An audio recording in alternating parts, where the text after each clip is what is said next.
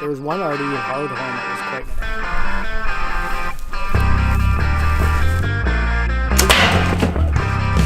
We're hoping this wind gets up a little bit more stiff so that... All right, well, we got her done. Ryan got it done, I should say.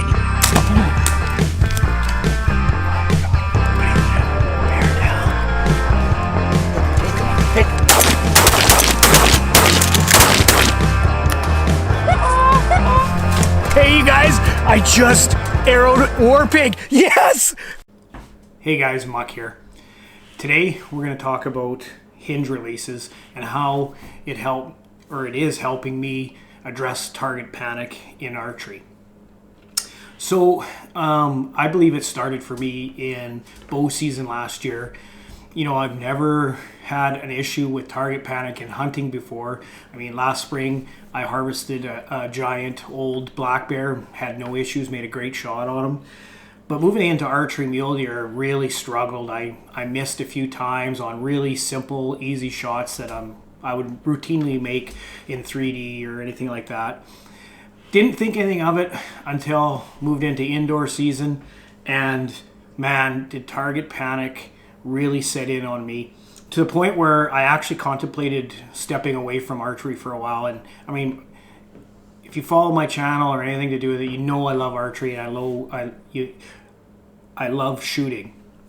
So for me to like want to step back from it was pretty drastic. But instead of doing that, I knew that one sure way of addressing target panic from all the training I've done in firearms with teaching recruits and the thousands of hours of remedial, firearms and archery is very similar, is that if you can do a surprise shot, that will get rid of that anticipation. Because really what target panic is anticipating the shot. Not so much in archery of the recoil, but anticipating the shot. And there's many different forms of target panic. There's the type where your pin comes to the middle and you want to blam it off right away, or like what we call drive-by shootings. And then there's the anticipation of the shot, meaning you maybe you think you're using back tension and you're trying to set it off and it's not going off, so then you just force it to go off. And that's really, at the end of the day, that's the type of target panic that I had. Wasn't so much that my pin wasn't settling on the target and wanting to shoot it. I was trying to use a thumb as well as an index, this is an index trigger release, as back tension, and clearly I was doing it incorrectly, because what would happen with me is, say if I shot 20 arrows, 18 of them would go off crisp, but 2 of them wouldn't go off, and then I would shoot it. And it was getting so bad that I was even missing, like if I was shooting a 3-spot, I would miss the whole target altogether, and that's not like me. And what made me decide to finally change was I was shooting a 3-spot or male match, and I was doing really well. I was shooting like my first 4 ends, I think I only had 1 9, lots of X's and 10s, and then I just missed the whole target. And then what was happening was I was pulling back. I was using the index release at that point. I was pulling back and it didn't go off, and the panic set in and I just blammed it and I missed the whole target. So that's kind of where the head of, or where we're going with this today is. I knew that I had to address that, because if I didn't, there was just no enjoyment in the shooting. So I, like I referenced a minute ago, from teaching firearms and stuff, I know that if you can shoot a gun with a sort of a no anticipation, like a surprise shot, that one, you're going to be very accurate, but 2, you won't have that anxiety. And in archery, there's several release aids that you can use that will make that surprise shot. Now, there's the thumb release or the trigger release, which I was very good at, and that's where this whole target panic started, was with a thumb release. This is this is a True Ball Execute, and it's my favorite release without a doubt. I've shot several bears with it. I shot my mule deer with my bow with it. But just like the thumb release, if you anticipate really bad, this can be problematic. And so I don't want to get rid of this one, because I do hunt with it and I like it. But I knew that I had to go to some sort of back tension, either a hinge release or a tension activated release. And I have several releases. These are all hinges on the table here. And you might laugh at all the different releases that I've been using, but I did lots of checking on YouTube and watching lots of videos and reading from people that have the same sort of issue as me. And it's sort of the consensus was that if you didn't get sort of pigeonholed into one back tension, that you would learn the technique of back tension to the point where you get that surprise shot. So rather than just say using one release, I was using several. That way I never knew when it was really going to go off. I couldn't really anticipate it. And I think it's been going on 2 months now, and I think it's going very well. Initially, my scores were terrible, and I was actually kind of bummed out about it, but I realized quickly that you kind of have to go down before you come up, and now I'm starting to see my scores come up. They're not quite where they used to be when I was using a thumb release, but they are close, and I'm finding that the shots feel better, just not scoring as good. So anyways, so what I wanted to talk about with these releases is I put this one on the shelf. I got rid of the thumb release. Matter of fact, I traded it for a release on the table here, and I got rid of it. I just had no faith in it whatsoever. I know my son Ryan, he's got two. He's got a Stan Perfects and a Stan Onyx that he really likes. He could probably benefit from going to a hinge as well, but 16-year-old, he's stubborn. I'm not going to force him, although I would like him to move into a hinge release. He keeps telling me he knows how to shoot it, but whatever. Anyways, so I'm to kind of go through the progression of what I use, and there's actually a few here that I returned to people that I was using, and they were part of this whole process. And then I'm going to tell you where I'm at right now, and hopefully at the end of this video you guys will get the idea that maybe this is something for you and you might want to try it. First of all, each one of these are expensive. Rarely can you get a handheld release for super cheap, so you either have to find them used or borrow them, and that's what I did. I did own a couple of these, or I own a few of these, but for the most part I leaned on my archery friends, and that's one thing about the archery community. Everybody will help you out if you're struggling. So I basically called in favors from people asking if I could use their releases, and that's where we're at today. So all but one of these, I actually own all these and just collected them over time, because I did know, even years ago, I did know that back tension was kind of the way to go. But I shoot both indoor and outdoor, and I was always in the mindset that outdoor you always got to use a sort of a trigger, because of the here in Saskatchewan, especially, the wind is terrible. And a hinge, at least back then, I thought that, oh yeah, you just blam it off and you'll miss, and that might happen. So it's not a bad idea for me to have a trigger as a backup. But anyways, I digress. This is where we're at today. So this one I've had a long time. It is the original sort of sweet spot, and it has a safety on it.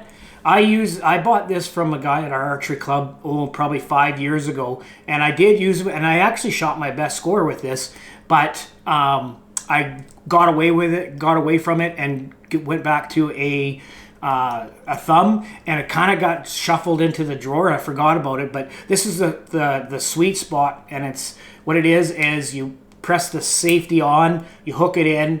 Once you draw back, you can draw back pretty much any angle, and it's not going to fire. And actually, let's talk about that. The reason a lot of people don't want to go to a hinge is because of the horror stories of punching themselves in the face at the wrong angle. So when you draw a handheld like a thumb, and you don't put your thumb on the peg, you can pull that at any angle. You can pull it like this, you can pull it like that, or anything like that, and it's not going to fire unless you press the trigger. So what happens with people that want to move to a hinge, and they've heard stories of, is people punching themselves in the face, is because I'll use this one for example. There's no safety on this release. This is a Scott Advantage, I believe.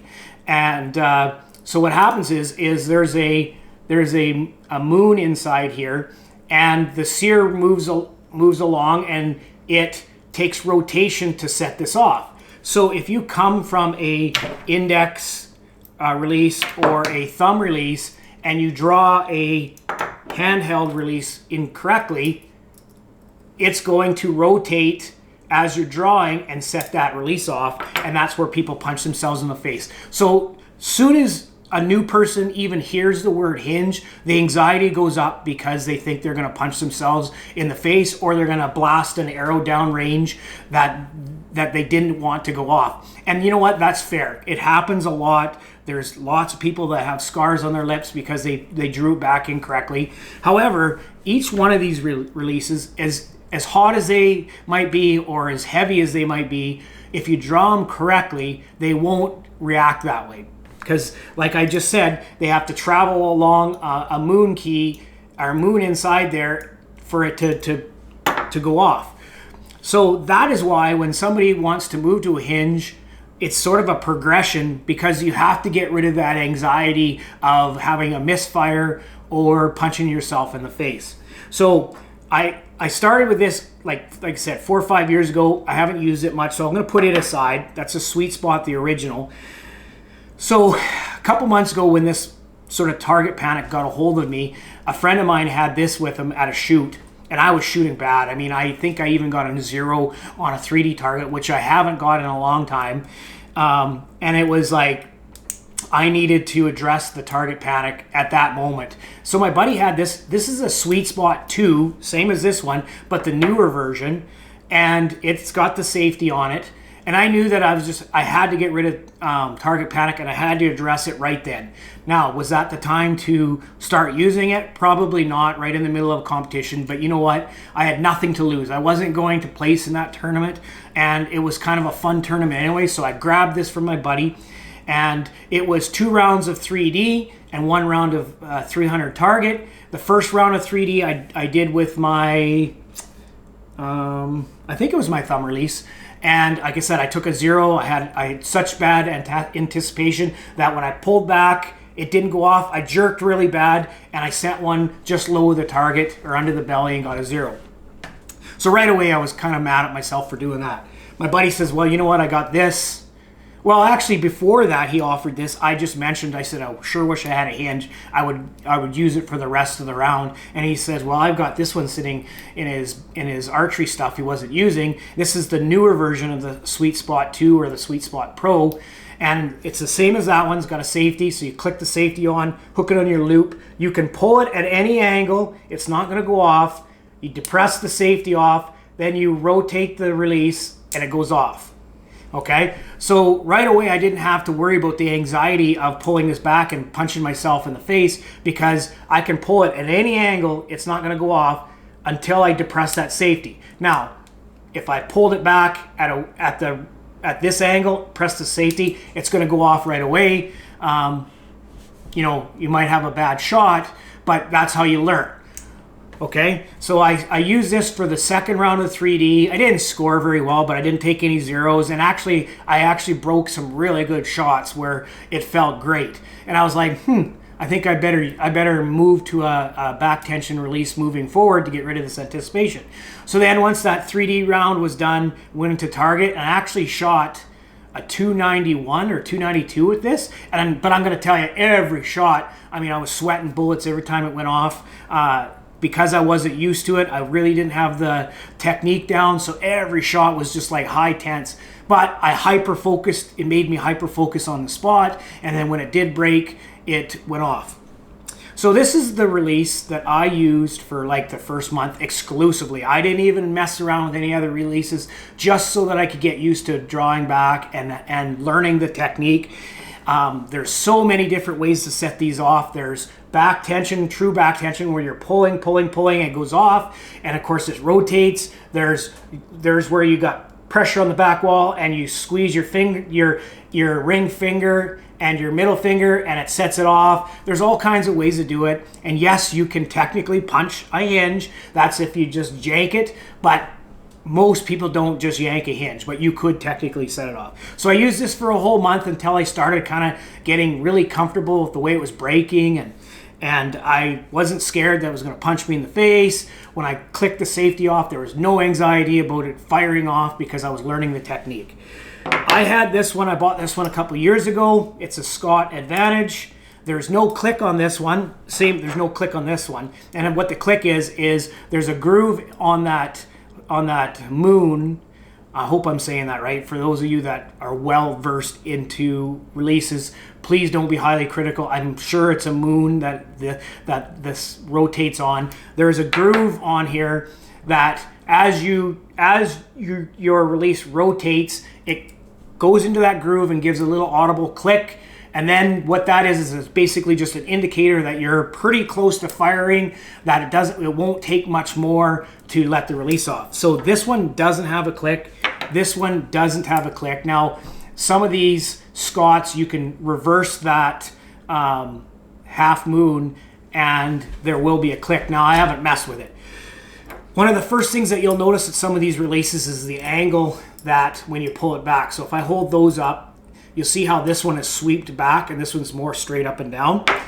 This is the reason why, one of the reasons why I went to so many different releases, is because I wanted to have a surprise shot. So with this one, when you draw it, your sort of top of your hand is more forward on as you draw it. So you're going to draw with your thumb on the peg and then your index finger. These fingers are kind of just for the ride. So you're going to pull with that. And then as you release it, you're going to, as you rotate, it takes a little farther to go off, depending on the setting, of course. And then as you see this one, you see how the fingers are swept back.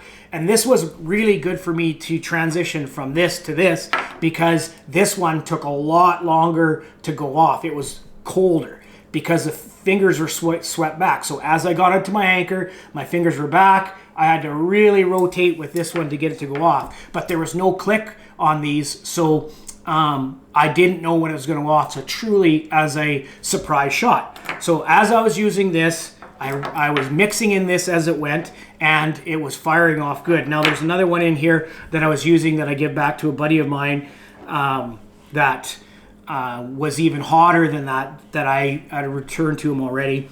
Then as I got good with these, and here's the crazy thing is, this one has no safety. I never had any misfires. Now, did I have it go off sort of unexpectedly when I was on target? Sure. And I got penalized for it, but I didn't have any, punches in the face or any, arrows in the back wall or anything like that, because I learned the technique of thumb on the peg, index finger, and you pull back. These fingers are on the way. I'm not rotating that as I'm drawing. As soon as I get into my anchor, then I can simply rotate that release and it goes off.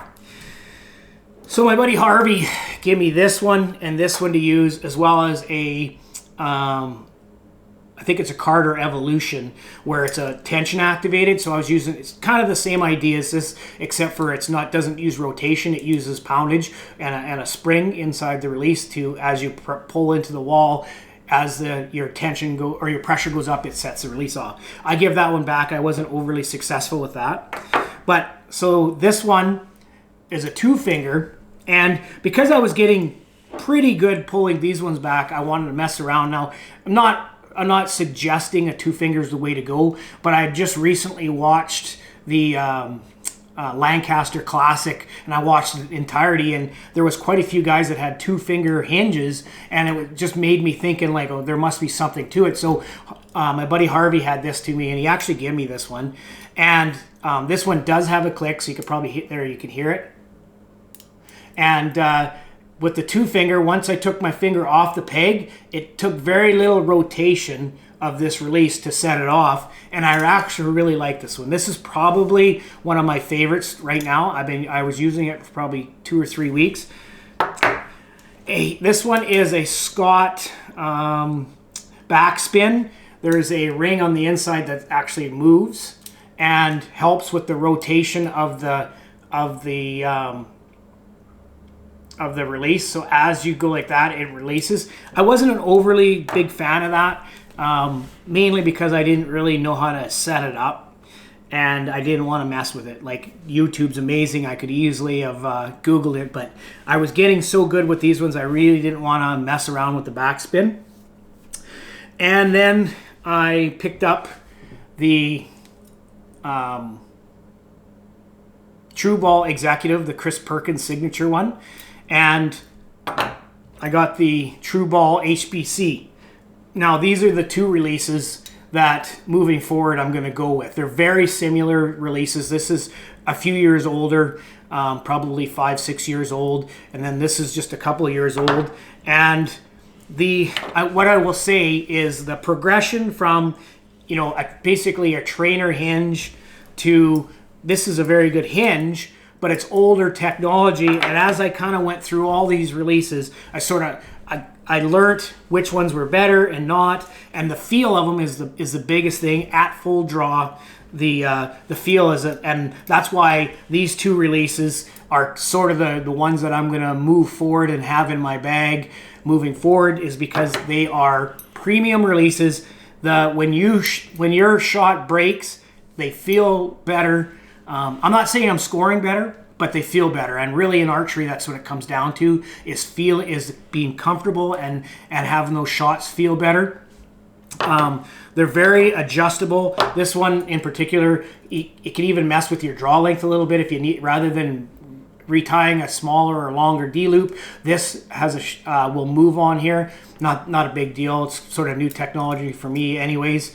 But just the actual rotation and how crisp and smooth they are. That's one thing that you will find when you move to a hinge and you try out different ones, is you'll just kind of fall into one that feels best for you. Now, would I use that one? Absolutely. I freaking love that one, and it's probably 10 years old. Nothing wrong with it, but it's a great feeling release. But the point of this video is, if you are going to move to a back tension and you're struggling with target panic, I really highly recommend you try this, because I'm coming up to month 2, and like this one, when I picked it up, was so hot. The person that owned it before me just loved their release. Basically, as soon as they got into anchor, they put very little back tension into it, and it went off. So if there was a fear of punching myself in the face, this one would be it for sure. But because I trained myself how to pull them back properly, I never had any misfires. Now, did they go off quickly when I got into anchor? Sure, they sure did. But that just takes a little bit of adjusting the release for me, how I like the feel of it. I'm a kind of I lean more to warm, but I'm sort of right down in the middle. I don't like it slow, but I don't like it red hot. I kind of like it right in the middle, so that's how I like my releases. So to wrap it up, if you are wanting to move into a hinge release, you can pick up a premium one right out of the gate and learn to shoot it. Of course you can. But I do highly recommend you lean on your friends, or maybe you have some hinges laying around, that you put them in your bag and that you use them at various times. Like, don't just pigeonhole yourself with one, because you'll get used to it, and next thing you know, that target panic will creep back in. I watched a video of a pro shooter that has like 5 releases in their pouch, and when they find that one's not working properly, they grab another one and they go off and they shoot for a while and they go to another one. That way it keeps them sort of using back tension and not letting that anticipation or that shot anxiety creep back in. Now, the advantage of going to a hinge is you get rid of the target panic, but what it does do, and this is very important in archery, and any pro will tell you, that it helps you pick a spot on your target and stare at the spot and trust your float, because that's part of target panic, is being focused on your pin and not your target, and then when your pin crosses the center, you want to smash it. So now you're gonna concentrate on the spot, and you're gonna let that pin float, because there's studies out there that your subconscious mind will always bring that pin or dot or whatever it is back to the center. You're not always going to hit the center, because we're human beings, but for the most part, it's going to be, your pin is going to cross center more than it's going to be off center. So you have to trust your spot. So that's what a hinge does. It makes you focus at your spot and less at your pin. And as you put back tension into it, it's a surprise shot. I'm going to shoot our first provincials here right away. I'm going to be using the hinge. I hope I score very well, but I am seeing a progression. And I shot last weekend with a buddy of mine, and he's like, man, you're getting way better with the hinge. Now, I am not scoring better. So for him to say I'm getting better is kind of funny because I'm not scoring better. I shoot a lot of known distance, and when you shoot known, you gotta be on the plus side in order to be competitive, and I'm not. I'm not here to say I'm a pro. Right now I'm in the upper if it's out of 20 targets, I'm in the upper 190s. Whereas when I was shooting a thumb button, I could somewhat compete. I would shoot 5 to 10 up.